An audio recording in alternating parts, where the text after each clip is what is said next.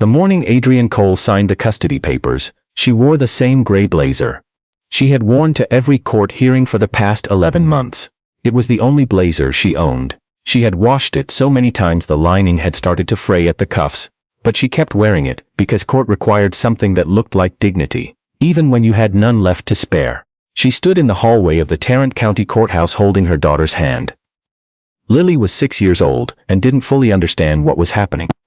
Only that her mother kept squeezing her hand a little too tight, and that the building smelled like old carpet and something sharp she couldn't name. She leaned against Adrienne's leg and said nothing. The agreement had just been finalized. After nearly a year of hearings, motions and counter-motions, it was done. Adrienne had primary custody of Lily. That was the only thing she had walked out with. The house was gone.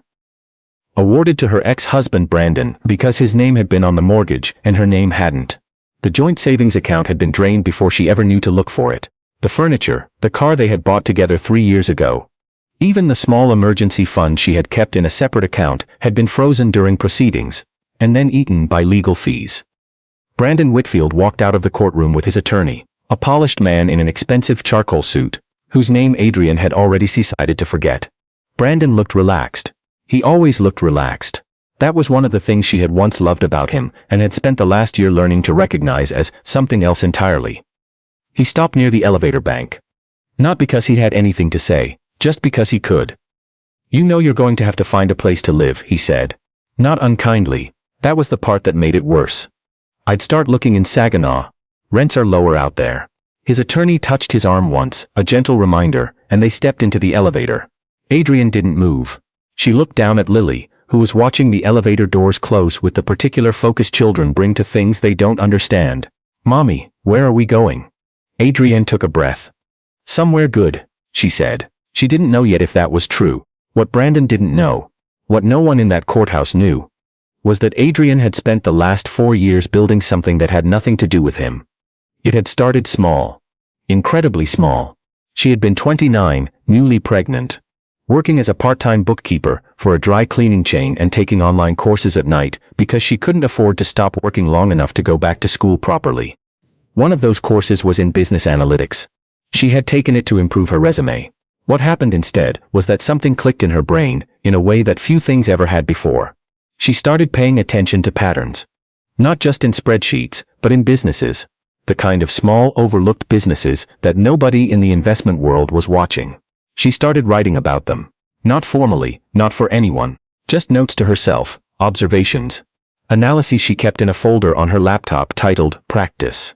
A college friend named Heather, who worked in private equity in Dallas, had seen some of those notes by accident during a visit and asked Adrienne to explain them. Adrienne had spent 45 minutes talking through her analysis of a regional medical supply distributor that had been quietly acquiring smaller competitors and would, she believed, be worth 3 times its current valuation within 5 years. Heather had listened. Then she had written a check. Not a large check. Not at first, but enough for Adrienne to file the paperwork, open the accounts, and turn what had been a folder of practice notes into something with a name. Clearfield Analytics. She ran it in the margins of her life. During Lily's nap times after Brandon fell asleep. On weekends when she told him she was running errands. She never hid it exactly, but she also never explained it fully. Because every time she tried, Brandon's eyes would glaze in a particular way that told her he had already decided it didn't matter. He had assumed it didn't matter because she wasn't drawing a salary from it. Not for the first 2 years. In year 3, she had started bringing in modest consulting income. Enough that she had reported it on their joint taxes, clearly, in black and white. Brandon had signed the return without reading it. By year 4, Clearfield Analytics had 5 corporate clients, 2 of them Fortune 500 companies who had found her through Heather's network and then stayed because Adrienne's analysis was consistently, almost unsettlingly, accurate. The income had grown to the point where she had quietly restructured the company, brought in a small advisory board, and protected her ownership through structures her attorney had recommended. Specifically because she had already sensed, by then, that the marriage was ending. She had done everything right. She had just done it quietly.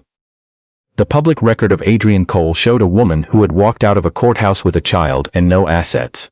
And that public record was, in every technical sense, true. What it didn't show was the other company, in her name alone, which her marital attorney had correctly identified as separate property. which Brandon's attorney had looked at during discovery and dismissed as a small consulting operation, generating income that barely warranted discussion. Brandon's attorney had not looked closely enough. Outside the courthouse, the afternoon was stronger than it had a right to be late October. Adrienne guided Lily toward the parking lot, where her older sister Joanna was waiting with the car. A 2017 Honda that technically belonged to Joanna, but that Adrienne had been borrowing for 6 weeks. Lily immediately climbed into the back seat and buckled herself in with the particular pride of a child who has recently mastered something. "How'd it go?" Joanna asked. "Done," Adrienne said. Joanna knew enough not to ask more. They were halfway down the block when Adrienne's phone buzzed. Then again. Then a third time in quick succession. She looked at the screen. 3 missed calls from Martin Okafor, her primary contact at one of her Fortune 500 clients, a healthcare logistics firm called Vantage Meridian. Martin only called in multiples when something significant had happened. She called him back. He picked up on the first ring. "Adrienne, I've been trying to reach you all morning. I was in court. Personal matter. What's happening?" There was a pause. The kind that comes before very good news or very bad news, and the length of it told her which one this was. "The board approved the acquisition," Martin said. "We closed this morning. Your firm's valuation analysis is the document they're putting in front of investors next week. Legal wants to discuss a formal advisory contract. Long term. We're talking about restructuring your entire engagement with Vantage Meridian." Adrienne said nothing for 3 seconds. "What kind of numbers are we discussing?" she asked. He told her. She kept her voice even. "Let me call you back in an hour." She ended the call and sat very still. Joanna glanced over. "Everything okay?" "Yes," Adrienne said. "Drive." The formal contract offer came through that same evening, in writing as Martin had promised. Adrienne read it 3 times. Then she called Heather, who read it and made a sound that was not quite a word. "Adrienne, I know. I know. This is not small, no," Adrienne said. "It's not." She put Lily to bed in the guest room at Joanna's house, in a space made up with Lily's own blanket and stuffed rabbit that Joanna had collected from the old house, before Brandon had changed the locks. She sat on the edge of the bed and watched Lily fall asleep the way she always had, all at once, like a switch being flipped. Her small chest rising and falling in the particular rhythm that Adrienne had been memorizing since the day she was born. She went back to the kitchen. She opened her laptop. She read the contract again. Then she pulled up the search she had been running quietly for 2 weeks. Commercial spaces in Fort Worth Sundance Square District. Not apartments. Offices. 3 weeks later, Adrienne signed a lease on the 7th floor of a building on Commerce Street. It wasn't flashy. It didn't need to be. It had 12 workstations, a glass-walled conference room, and enough square footage to grow into. She hired 2 analysts she had been in conversations with for months. She brought Heather on officially as a board advisor. She did not post about it. She did not announce it. She filed the paperwork, hired her people, and went to work. Joanna, who had been watching all of this happen from a distance of about 10 feet in her own living room, finally sat down across from Adrienne one evening and said, "Can you explain to me what is actually happening right now?" Adrienne looked up from her laptop. "I'm building the company I've been building for 4 years," she said. "I'm just doing it out loud now." It was Lily. Found out first that something had changed in the visible world. Because children pay attention to things adults think they aren't noticing. She noticed that her mother was up before her every morning. She noticed that the phone calls had gotten longer, and that her mother walked to the window when she took them, the way she did when she needed to concentrate. She noticed that Joanna had started looking at Adrienne with a particular expression that Lily couldn't name yet, but that felt like something big. One Saturday, Adrienne took her into the office.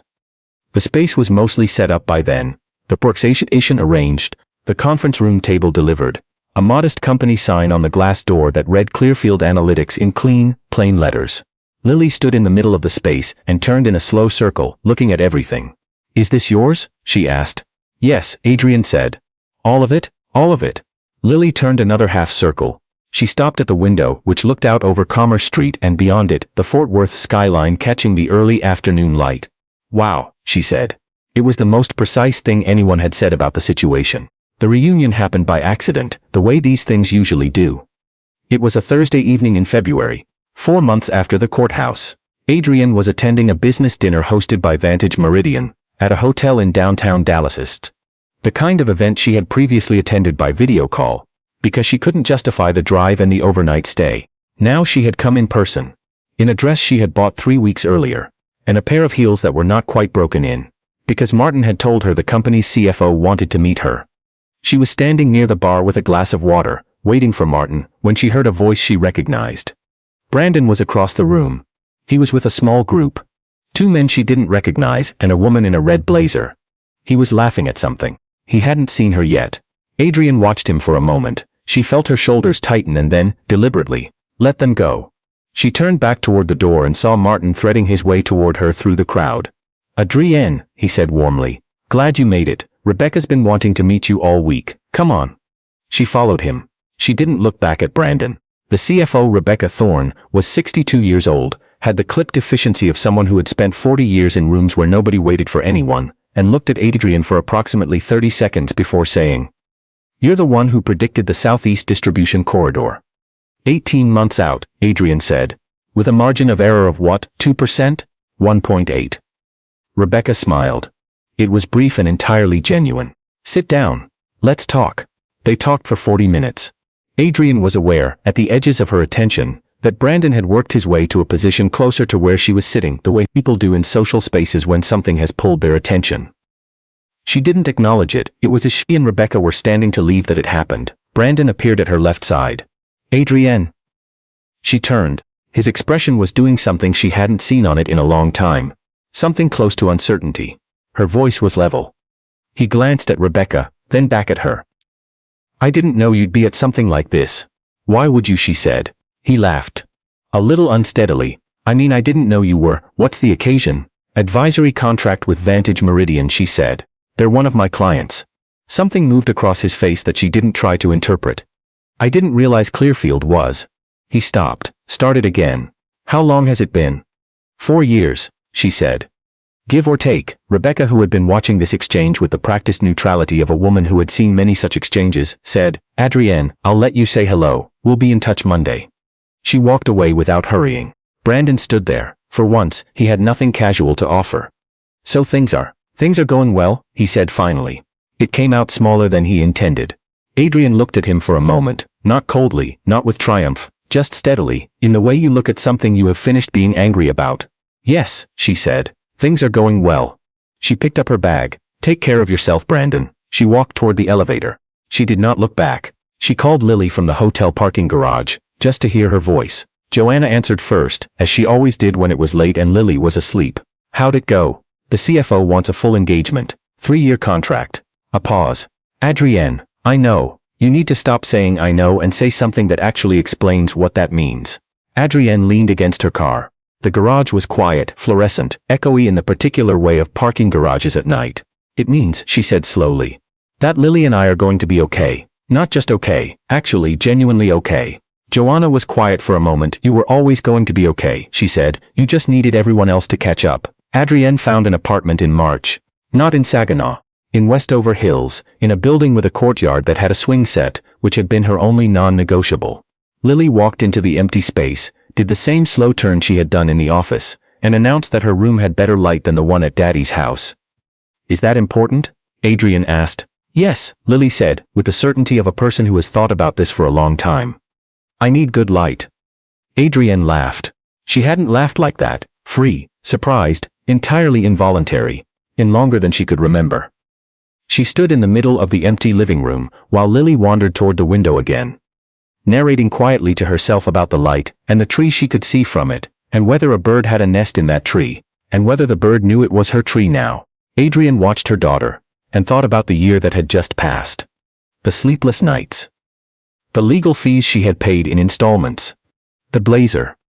The way she had stood in that courthouse hallway and told a 6-year-old they were going somewhere good without knowing yet, if it was true.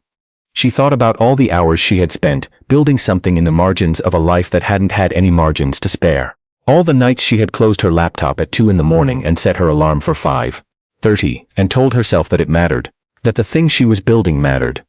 Even when nobody around her believed it existed. She had been right. There is a particular kind of strength that doesn't announce itself. It doesn't need witnesses. It doesn't need the moment in the hallway where everyone turns to look. It builds quietly, in places no one is watching, and it keeps building even when the person building it isn't sure it will ever be enough. Adrienne Cole had spent 4 years being that kind of strong. She had done it while holding a job, growing a child, and maintaining a marriage that was slowly, quietly failing. She had done it without recognition, without anyone telling her she was doing something remarkable. Because she hadn't needed that to keep going. The contract with Vantage Meridian formalized what had already been true for months. The office on Commerce Street already had her name on the door.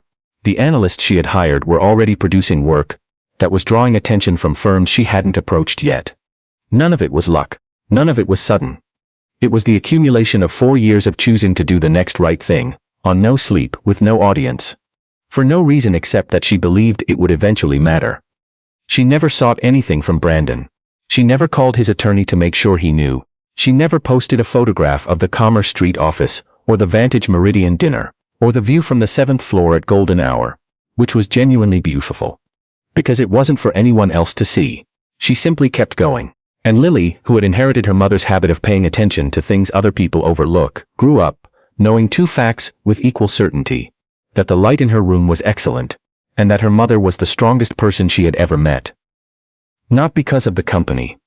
Not because of the contract or the office or any of the things that other people eventually found out about and marveled at. Because of the gray blazer, washed so many times the lining had started to fray. Because of the alarm set for 5:30. Because of the voice that said somewhere good before it knew if that was true. That was the part that mattered. That was the part Lily never forgot.